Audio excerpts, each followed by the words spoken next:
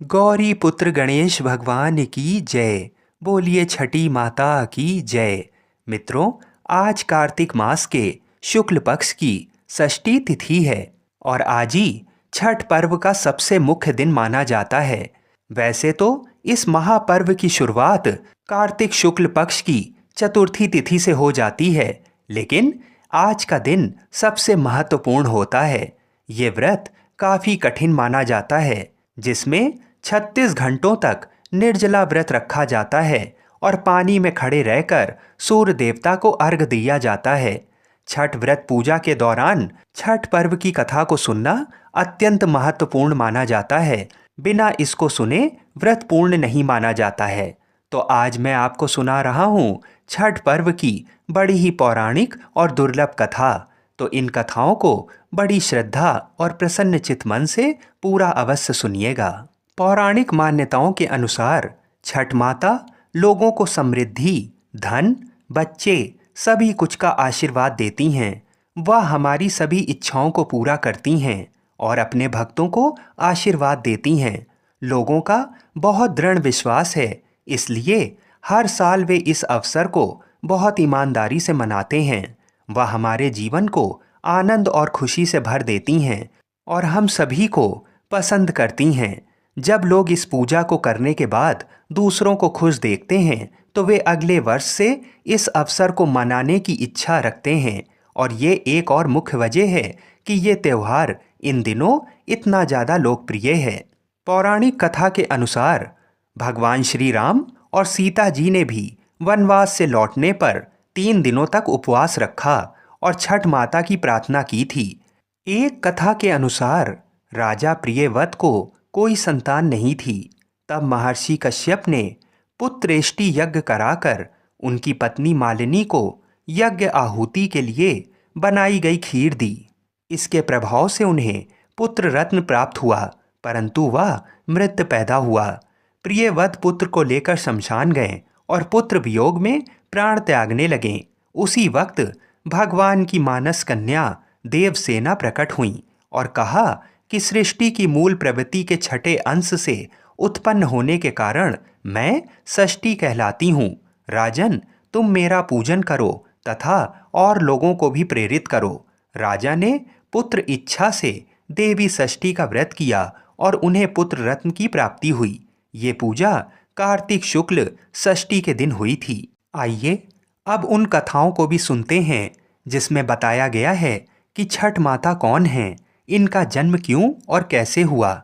यदि पर्व छठ का है तो अर्घ सूर्य भगवान को क्यों देते हैं, ये सभी उत्तर आपको इन कथाओं में मिलेंगे। तो आप इन सभी बातों को बड़े ही ध्यान से सुनिए। कार्तिक मास की शुक्ल पक्ष की षष्ठी एवं सप्तमी तिथि को प्रकृति की देवी षष्ठी देवी अर्थात छठ मैया एवं प्रकृति के देवता श्री सूर्य भगवान की भक्ति, विश्वास और आस्था से पूजा की जाती है। प्रजापति ब्रह्मा जी ने प्रातःकाल के समय नदी के तट पर कार्तिक मास की शुक्ल पक्ष की षष्ठी तिथि को अपने मन से प्रकृति के छठे अंश से एक दिव्य कन्या को जन्म दिया, जिसका नाम मनसा देवी हुआ। और प्रकृति के छठे अंश से उत्पन्न होने के कारण इन्हीं मनसा देवी का नाम षष्ठी देवी अर्थात छठ मैया पड़ा। छठी मैया ने विधाता से अपने जन्म का उद्देश्य पूछा तो ब्रह्मा जी ने छठ मैया को वरदान दिया कि आप संसार के सभी बच्चों की सुरक्षा करें और जो भी माताएं आपकी पूजा करें उसके सुहाग, वंश परिवार, धन संपत्ति, आयु, आरोग्य और बच्चों की सुरक्षा करें। छठ मैया ने जब अपना निवास स्थान के बारे में पूछा तो विधाता ने कहा कि आपका जन्म नदी तट पर हुआ है और प्रकृति अर्थात श्री सूर्य भगवान के छठे अंश से, इसलिए आज से प्रत्येक महीने के शुक्ल पक्ष की षष्ठी तिथि को आपकी पूजा श्री सूर्य देव की किरण में और नदी, तालाब या स्वनिर्मित तट पर आपकी पूजा होगी। श्री सूर्य भगवान में आपका निवास होगा, इसलिए आपके नाम से आपकी पूजा श्री सूर्य भगवान को समर्पित अर्घ से होगी। इसलिए छठ माता की पूजा नदी, तालाब या किसी तट पर ही होती है और श्री सूर्य भगवान की किरणों में निवास करने के कारण छठ माता का अर्घ श्री सूर्य भगवान को दिया जाता है और वहीं से छठ मैया पूजा स्वीकार कर छठ व्रतियों को अखंड सुहाग, धन संपत्ति, आयु, आरोग्य और बच्चों के सुखपूर्वक दीर्घ जीवन का आशीर्वाद देती हैं। चूंकि छठ मैया का जन्म कार्तिक मास की शुक्ल पक्ष की षष्ठी तिथि को हुआ था, इसलिए कार्तिक मास के शुक्ल पक्ष की षष्ठी और सप्तमी तिथि को इनकी पूजा की जाती है। छठ माता का जन्म माता पार्वती के विशेष आग्रह पर विधाता के मन से हुआ था। उस समय देवताओं को पराजित कर स्वर्ग पर अधिकार करने वाले महान राक्षस वृत्रासुर का युद्ध संसार के सबसे नन्हे सेनापति पार्वती पुत्र श्री कार्तिक भगवान के साथ हो रहा था। भगवान कार्तिक के पास कोई शक्ति नहीं थी, तो उनके अस्त्र शस्त्र से वृत्रासुर का अंत ही नहीं हो रहा था। ऐसी स्थिति में युद्ध में भगवान कार्तिकेय को शक्ति प्रदान करने और उनकी रक्षा करने के लिए छठी माता को युद्ध के मैदान में नियुक्त किया गया और छठ मैया की कृपा से श्री कार्तिक भगवान सुरक्षित विजयी हुए।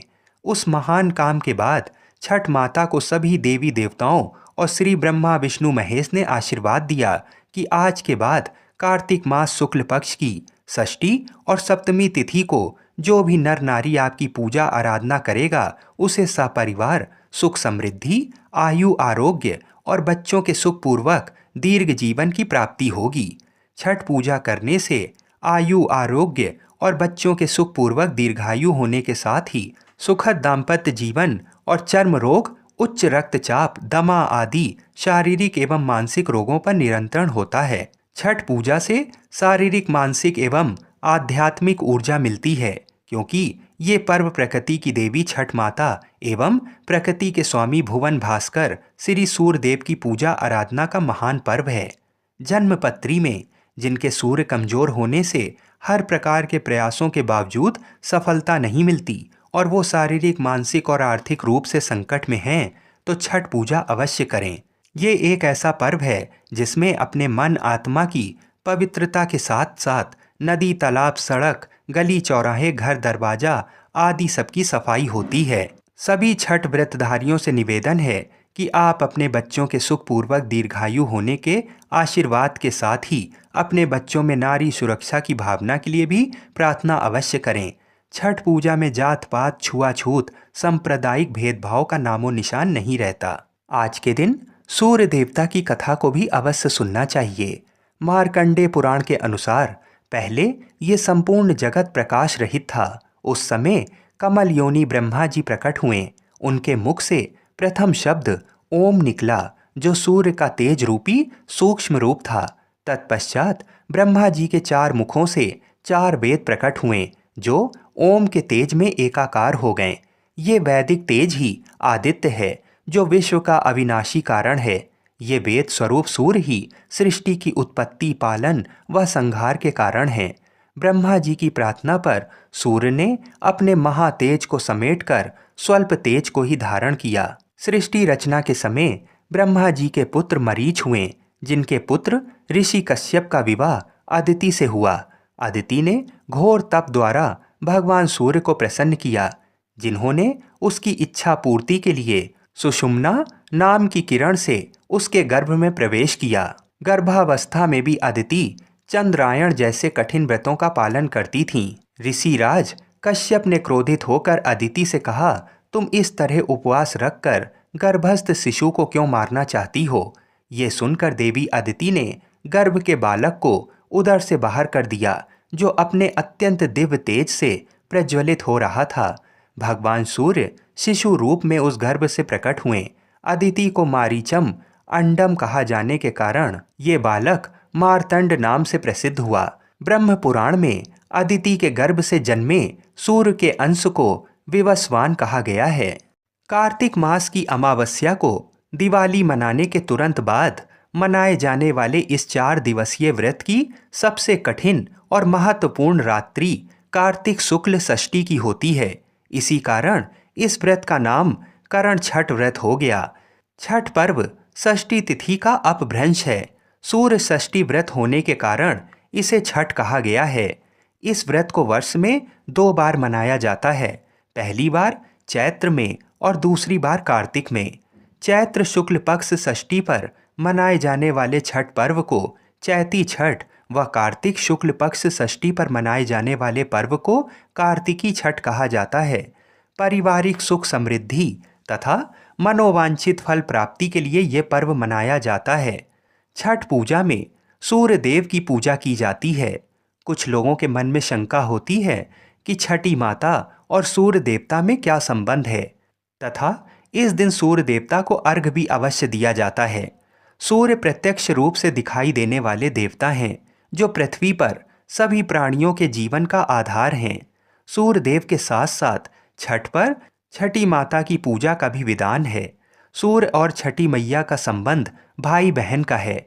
मूल प्रकृति के छठे अंश से प्रकट होने के कारण इनका नाम षष्ठी पड़ा। वह कार्तिकेय जी की पत्नी भी हैं। षष्ठी देवी देवताओं की देवसेना भी कही जाती हैं। पौराणिक कथाओं के अनुसार षष्ठी की पहली पूजा सूर्य देवता ने की थी। वैज्ञानिक दृष्टि से देखें तो षष्ठी के दिन विशेष खगोलीय परिवर्तन होता है।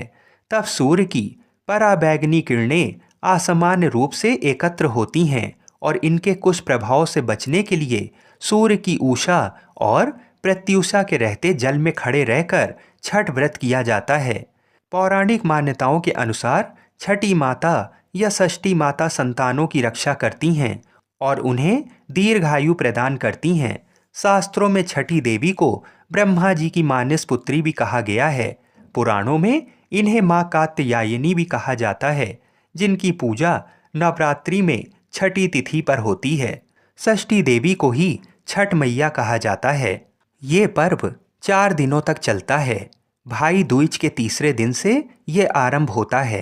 पहले दिन सेंधा नमक घी से बना हुआ अरवा चावल और कद्दू की सब्जी प्रसाद के रूप में ली जाती है। अगले दिन से उपवास प्रारंभ होता है। इस दिन रात में खीर बनती है। व्रतधारी रात में ये प्रसाद लेते हैं। तीसरे दिन डूबते हुए सूर्य को अर्घ यानी दूध अर्पण करते हैं। अंतिम दिन उगते हुए सूर्य को अर्घ चढ़ाते हैं। इस पूजा में पवित्रता का विशेष ध्यान रखा जाता है। लहसुन प्याज ये सभी वर्जित होता है। जिन घरों में ये पूजा होती है वहाँ भक्ति गीत गाए जाते हैं।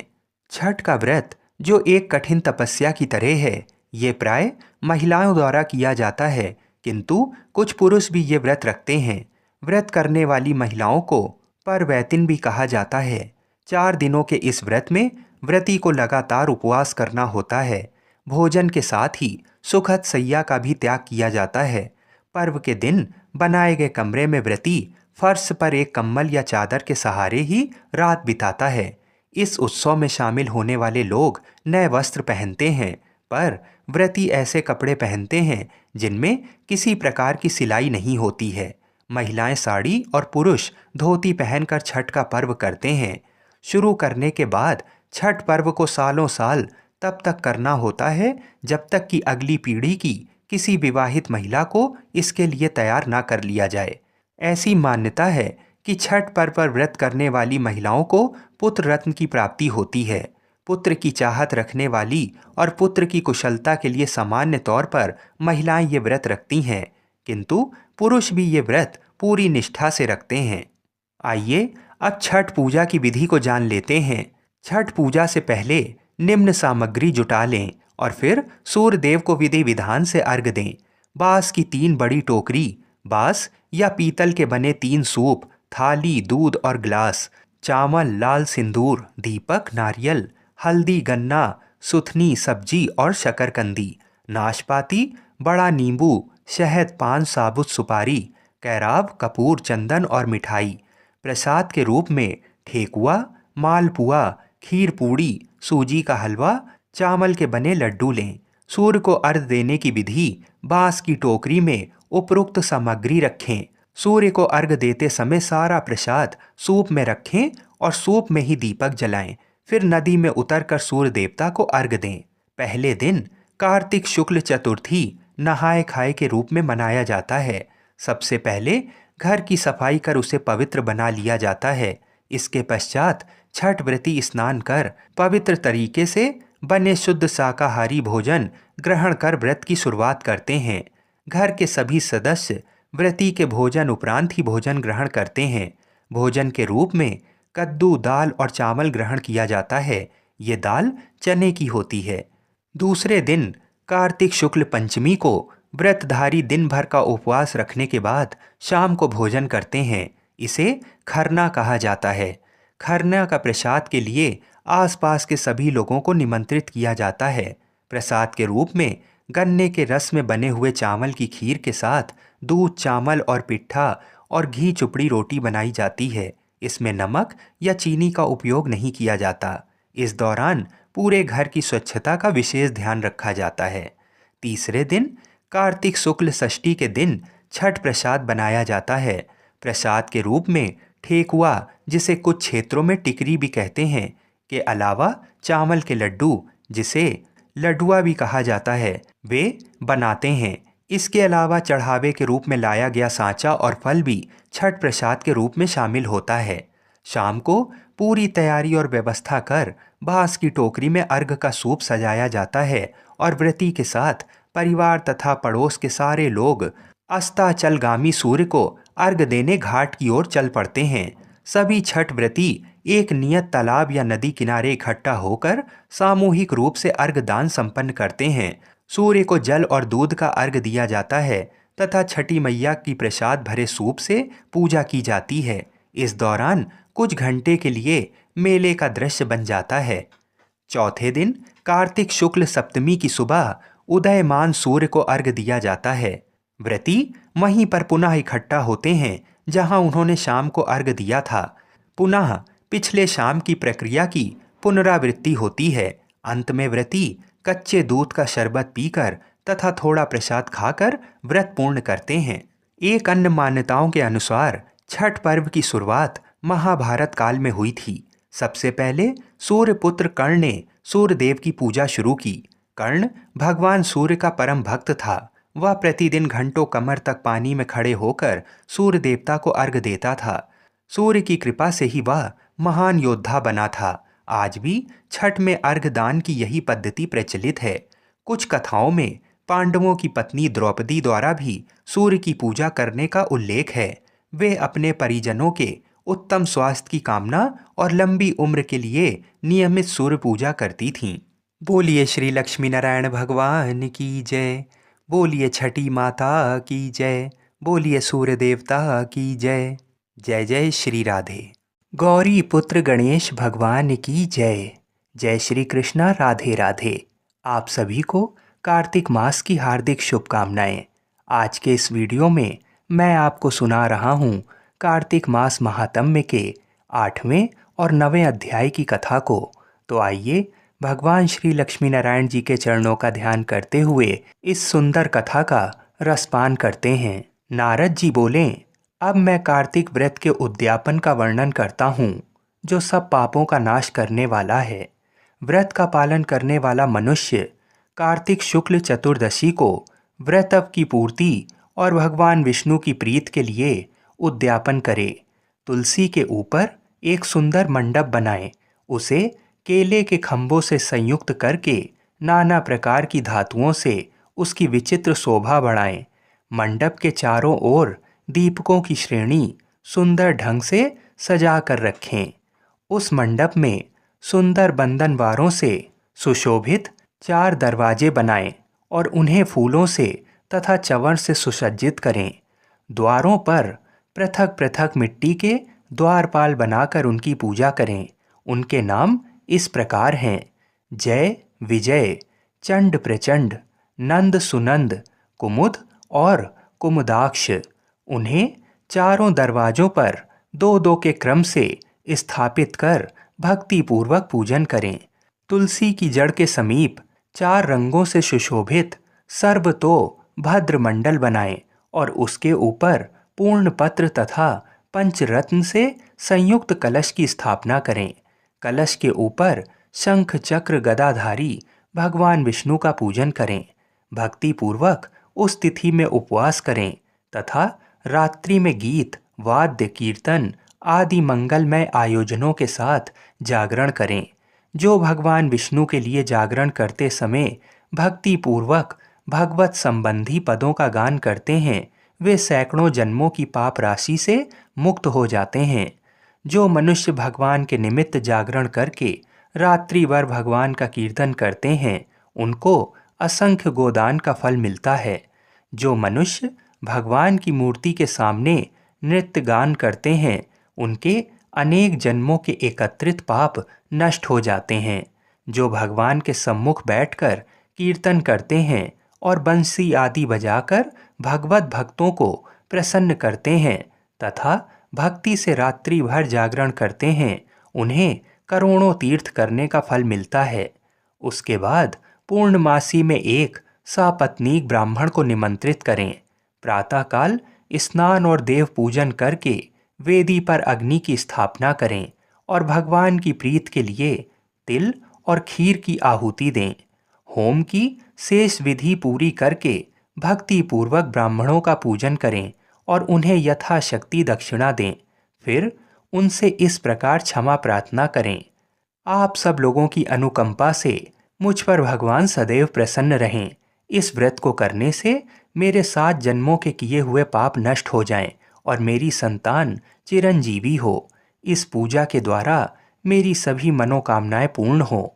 मेरी मृत्यु के पश्चात मुझे अतिशय दुर्लभ विष्णु लोक की प्राप्ति हो। पूजा की समस्त वस्तुओं के साथ गाय भी गुरु को दान में दें। उसके पश्चात घर वालों और मित्रों के साथ स्वयं भोजन करें। भगवान द्वादशी तिथि को शयन से उठें, त्रयोदशी को देवताओं से मिलें और चतुर्दशी को सबने उनके दर्शन एवं पूजन किया। इसलिए उस तिथि में भगवान की पूजा करनी चाहिए। गुरु की आज्ञा से भगवान विष्णु की सुवर्णमयी प्रतिमा का पूजन करें। इस पूर्णिमा को पुष्कर तीर्थ की यात्रा श्रेष्ठ मानी गई है। कार्तिक माह में इस विधि का पालन करना चाहिए। जो इस प्रकार कार्तिक के व्रत का पालन करते हैं, वे धन्य और पूजनीय हैं। उन्हें उत्तम फल की प्राप्ति होती है। जो भगवान विष्णु की भक्ति में तत्पर हो, कार्तिक में व्रत का पालन करते हैं, उनके शरीर में स्थित सभी पाप तत्काल नष्ट हो जाते हैं। जो श्रद्धापूर्वक कार्तिक के उद्यापन का महात्म्य सुनता या सुनाता है, वह भगवान विष्णु का सायुज्य प्राप्त करता है। बोलिए श्री लक्ष्मी नारायण भगवान की जय। बोलिए श्री तुलसी शालिग्राम जी की जय। आइए अब 9वें अध्याय की कथा बड़े ही प्रेम से सुनते हैं। राजा पृथु ने कहा, हे मुनि श्रेष्ठ नारद जी, आपने कार्तिक माह के व्रत में जो तुलसी की जड़ में भगवान विष्णु का निवास बताकर उस स्थान की मिट्टी की पूजा करना बताया है, अतः मैं श्री तुलसी जी के महात्म्य को सुनना चाहता हूँ। तुलसी जी कहाँ और किस प्रकार उत्पन्न हुई, ये बताने की कृपा करें। नारद जी बोले, राजन, अब आप तुलसी जी की महत्ता तथा उनके जन्म का प्राचीन इतिहास ध्यानपूर्वक सुनिए। एक बार देव गुरु बृहस्पति और देवराज इंद्र भगवान शंकर का दर्शन करने कैलाश पर्वत की ओर चले। तब भगवान शंकर ने अपने भक्तों की परीक्षा लेने के लिए जटाधारी दिगंबर का रूप धारण कर उन दोनों के मार्ग में अवरोध उत्पन्न किया।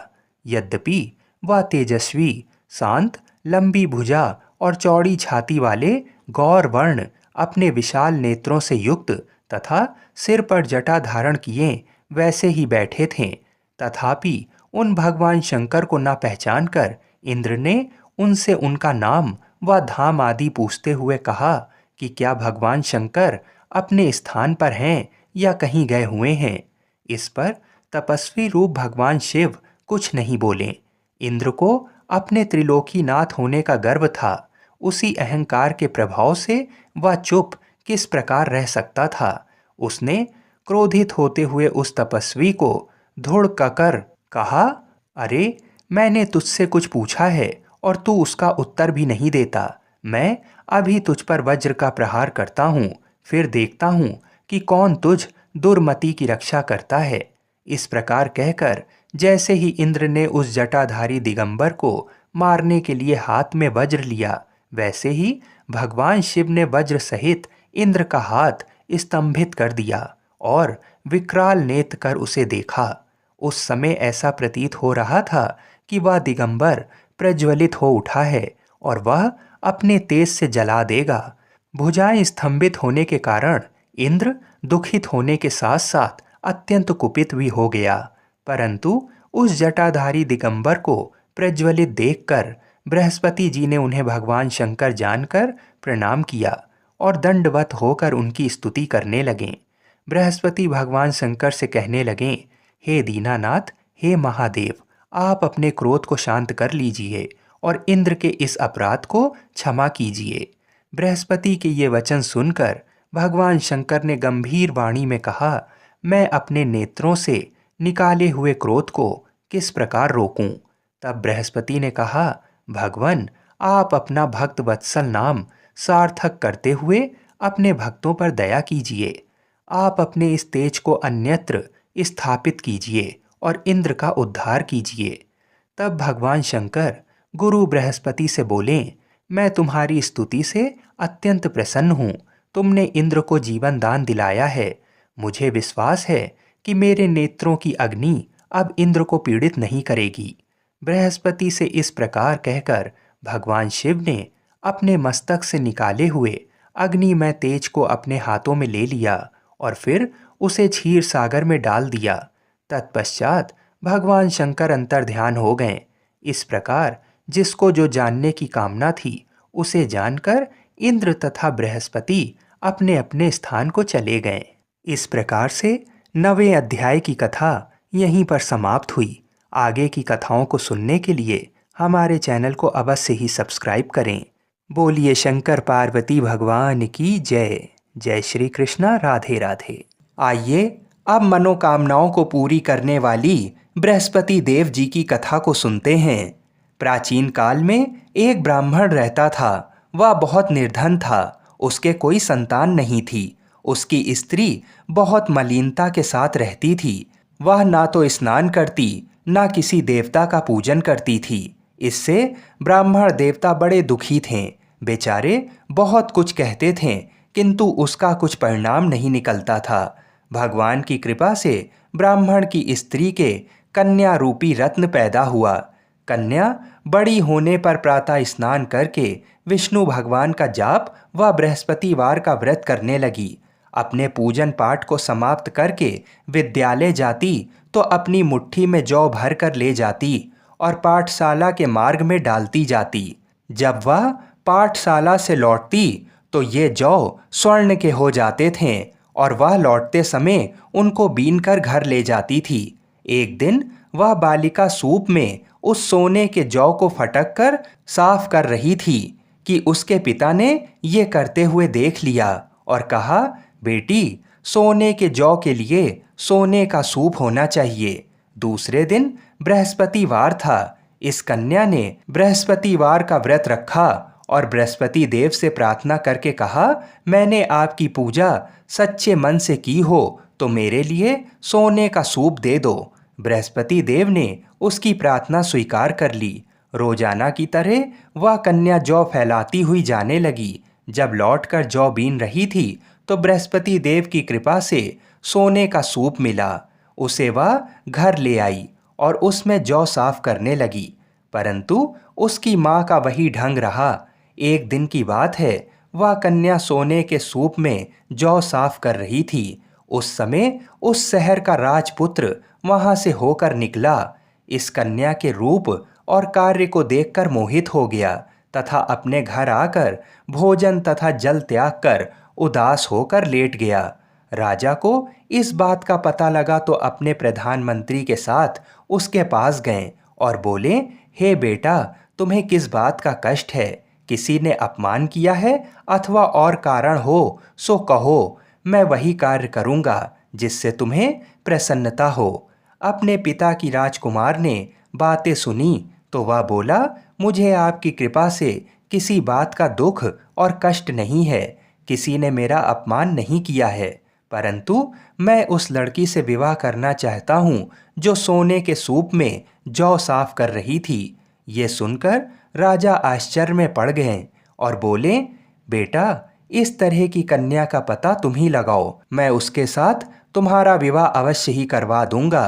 राजकुमार ने उस लड़की के घर का पता बतलाया। तब मंत्री उस लड़की के घर गए और ब्राह्मण देवता को सभी हाल बताया।